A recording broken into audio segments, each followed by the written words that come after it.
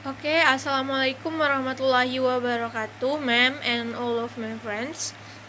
Okay, before let me introduce myself. My name is Cindy Silvianti.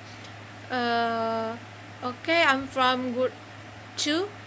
I will explain you about the question for indicator 3.4.1. Analyze the process oxidation and reduction that happen in voltaic cell. Okay, you can see in the question there are two half fraction. For the first fraction, half enol plus 30, and for second fraction, half enol minus 0.40. Okay, if metal N, A, and B are arranged in a voltaic cell with A and B as electrode, then the incorrect statement is. Nah, jadi di sini ada 5 pilihan jawaban. Yang A itu A sebagai katoda, yang B itu sebagai anoda, yang C potensial selnya adalah 0,70 volt.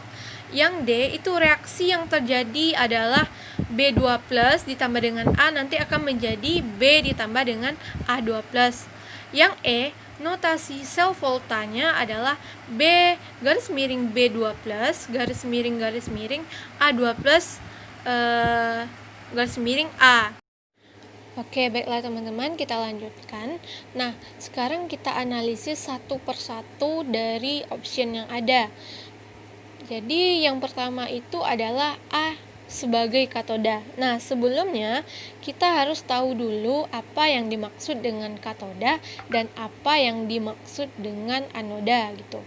Nah, jadi yang pertama, katoda adalah elektrod yang tempat terjadinya reaksi reduksi, sedangkan anoda itu adalah elektroda tempat terjadinya reaksi oksidasi. Nah, untuk menentukan dia mana yang katoda, mana yang anoda, nah di sini kita lihat dulu enolnya. Nah, sekarang kita lihat reaksi. Untuk yang reaksi A2+ itu E0 A2+ ditambah dengan 2 emin menjadi A, itu E0-nya itu plus 30. Sedangkan untuk yang B2+ ditambah dengan 2 emin menjadi B, E0-nya itu minus 0,40. Nah, jelas untuk yang A itu lebih besar E0-nya. Jadi, katode itu memiliki E0 yang lebih besar dibandingkan dengan anode, sehingga yang A ini bertindak sebagai katode, berarti yang A betul. Oke, yang A betul. Yang B sebagai anode. Kalau misalkan dia sudah, yang A sudah kita katakan sebagai anoda, katoda, berarti yang B ini adalah anodanya gitu. Karena memang enol yang lebih besar itu merupakan katoda atau elektroda positifnya. Oke, untuk yang C. Nah, baiklah teman-teman, yang selanjutnya yaitu S-cell. Nah, seperti yang kita tahu bahwa S-cell itu rumusnya adalah E katoda dikurang dengan E anoda. Nah, untuk yang S-cell ini seperti yang kita tahu di reaksi sebelumnya, untuk katodanya itu S-cell-nya yaitu plus 30, dan untuk E anodanya tempat terjadinya oksidasi yaitu minus 40. Jadi setelah dimasukkan ke dalam rumus, jadi didapatkan E0 selnya 0,70 volt. Nah, selanjutnya yaitu D yang reaksi terjadi. Nah, untuk yang reaksi terjadi ini seperti yang kita ketahui di atas bahwa katode itu mengalami reduksi sedangkan anode mengalami oksidasi. Dan sebelumnya kita sudah tahu bahwa A itu adalah katode dan B itu adalah anode. Jadi dapat kita simpulkan bahwa elektroda A itu dia mengalami reduksi, sedangkan elektroda B mengalami oksidasi. Nah, jadi setelah kita analisis satu persatu, untuk A dia mengalami reduksi. Jadi A2+ nanti dia akan tereduksi menjadi A gitu.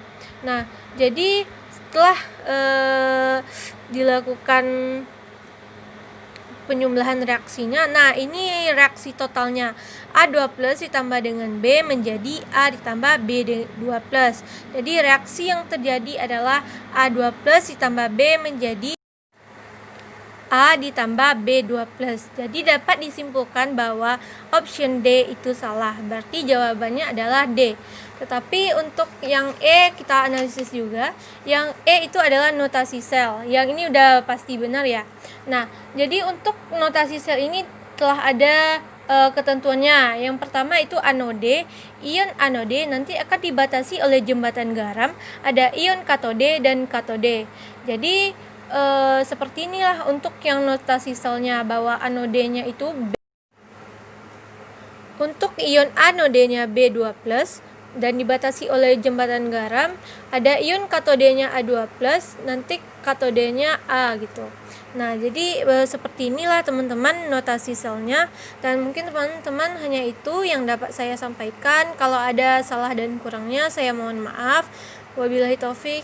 Wassalamualaikum warahmatullahi wabarakatuh.